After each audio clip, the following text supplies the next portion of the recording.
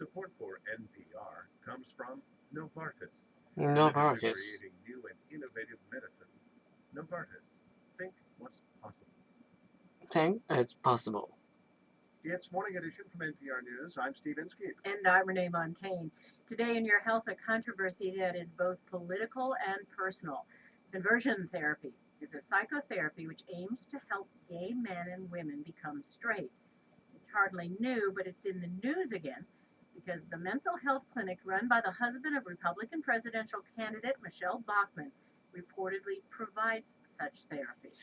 This morning, NPR's Elise Spiegel has this look at the practice of conversion therapy, profiling the therapy experiences of two men.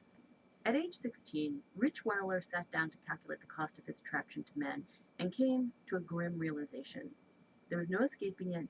The fact that he was gay was going to cost him. Probably walking away from my religion, not having the wife and children of my future that I would expect, lots of shame and conflict with family and others. It was just devastating to contemplate. Weiler had grown up a conservative Christian. He loved his community, he loved his faith, and while he knew that they couldn't accept him, the idea of leaving them behind was horrifying. Still, ultimately, he decided there was just no ignoring reality. I remember distinctly looking in the mirror and saying, "You're gay, that's it, stop trying to deny it, stop trying to hide it, that's who you are." And at least in that moment, I looked and I felt really relieved and like, go out and enjoy it. And so after graduating from college, Weiler moved out to LA. He lived on the edges of the gay community there. He went to clubs, he dated men, but always in the recesses of his mind, he says, he missed his old life. He missed his friends, his family, his religion. It just didn't feel fulfilling. It wasn't comfortable because it was unfamiliar, very different dynamic of people than I was used to socializing with in a lot of ways. I'm not saying that it's not right for anybody, but it didn't feel right for me. So Weiler was stuck. Half of him was a conservative Christian who thought that same-sex attraction was wrong. The other half was a gay man at odds with his faith. I remember for years thinking, there is just no way out. I'm going to live like this in this conflict for the rest of my life. Then in his 30s, Weiler heard of a counselor, a man who had apparently struggled with the same issue, and said that he could help. Weiler called him and started one version of conversion therapy.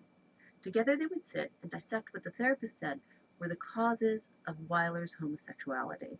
My mother had been pretty domineering and controlling. This therapist spoke to Weiler of his difficult mother, of his emotionally absent father, saying that this family dynamic had warped him. And slowly, Weiler says, through these conversations, the way that he felt about things changed. The actual dynamic between me and the male world shifted, and my feelings for men shifted from fear and attraction to brotherhood and connection. Today, do you feel attracted to men ever? I really don't. There's not a sexual component to it at all. At all? No. Weiler says he's now a heterosexual. And then there's the case of Peterson Toscano. By age 17, I determined that I wasn't going to be gay, and I don't care what it takes. I'm going to find a cure. Like Weiler, Toscano was a religious teen who discovered that he was gay and tried practically everything to change it. There were support groups and prayer groups and exorcism. Finally, after 15 years of therapies and a failed marriage, Toscano checked himself into a live-in treatment center run by a Christian group. Like Weiler, at the center, Toscano was taught to see his homosexuality as the product of family dysfunction, specifically a breach between him and his father.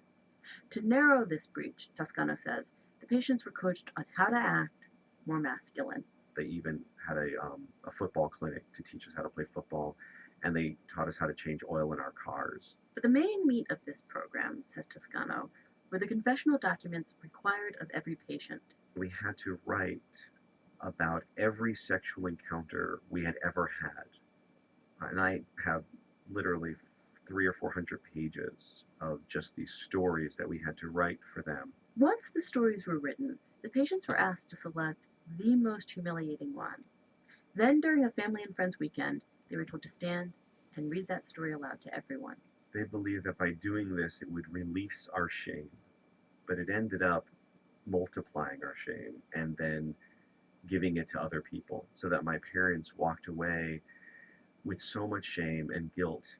Toscano says that during his 2 years in this program, he did stop thinking about men, and he believed, he said, that he was making progress. Well, I had done so much work, and so I had to believe that something was going to come out of it. Then Toscano got out, and he says about 2 months after his treatment ended, he woke up one morning with a completely different perspective. It was literally that. I just woke up and my brain was clear, and I asked myself, what the hell are you doing? This is crazy. You're not changing. You're not fooling anyone. But Toscano says, by that point, it wasn't just a matter of walking away. It took years to get over. It took really hard work to get my brain back and to recover from the emotional and psychological damage that I had experienced under that care. So these two men represent two sides of a debate that's been raging in psychological circles for more than a decade. One side feels that therapies which seek to make gay people straight are invariably harmful. The other, that those therapies can help gay people who are profoundly uncomfortable with their same-sex attraction. And about 2 years ago, the American Psychological Association decided to weigh in. A task force was assembled and spent a year reviewing what evidence there was. The idea was to determine whether changing sexual orientation was possible and whether therapists could ethically do the therapy. In 2009, they issued their findings. Lee Beckstead was part of the group. We discourage psychologists from promising that sexual orientation change is possible through psychological interventions. A psychologist cannot say, we can change your sexual orientation through these type of interventions, period. So according to the task force, there is no compelling evidence that the kind of change Rich Weiler says he experienced is possible. But more, Beckstead, in a kind of fundamental way, called into question the very goals someone like Weiler brings to therapy. There are lots of reasons why an individual would not want to be gay, but those reasons aren't necessarily valid reasons. Clients request a lot of things based upon either lack of knowledge or ignorance or restricted understanding. Therapists are not cosmetologists, Beckstead argues. They don't just do what people want. For example, he said, if a girl with an eating disorder came to a therapist saying that she wanted to become thinner, the therapist couldn't ethically honor her request. From his perspective, the goal of people with same-sex attraction who wish to become straight is likewise distorted at its core. This, of course, doesn't sit well with someone like Rich Weiler. How dare they tell me that my goal is not legitimate? That is unethical. Weiler points out that the American Psychological Association often says that one of their central ethics is client self-determination, that clients, not therapists, should decide what is right for them. And it really riles him that, for example, the APA is supportive of therapists who help transsexual or transgender clients meet their goals. They will help a man who comes in and says, I want to be a woman. That somehow they're okay, and they'll say, great, we can help you. But I want to be attracted to women? No, that's wrong. That makes no sense whatsoever. But Peterson Toscano feels the APA position is necessary. The vast majority of people who try to change cannot. And the distress that's caused is real. It's not just that this doesn't work. It's destructive. From Toscano's perspective, there might be a handful of people like Weiler who benefit from this therapy. But for every Weiler, there are dozens and dozens of gay men and women who will struggle through a process that asks them to annihilate a part of themselves. Elise Spiegel, NPR News, Washington.